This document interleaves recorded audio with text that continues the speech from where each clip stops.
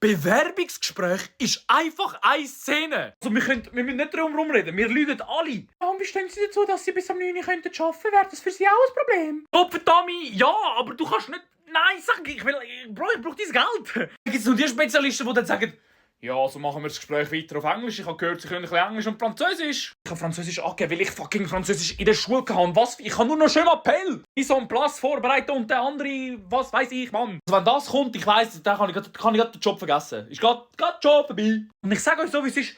Duschen oder irgendwelche andere Sachen, Parfüm und Deo und alles andere drum. Mann, da fehlt noch das Wort drumherum. Das bringt alles nichts, weil egal was ich mache, wirklich, komm mir was wolle, vor allem im Sommer. Ich bin nass geschwitzt. Ich warte dort auf den Chef, neuen Teamleiter, was weiß ich. Und ich bin flutschnass. Wirklich. Also ich will gar nicht wissen, wie ich gestunken habe an meinem ersten Bewerbungsgespräch. Ich bin noch dort, schön Tag gemacht, alles dies, das, Ananas. Ich am Schwitzen. Hör mir auf, komm.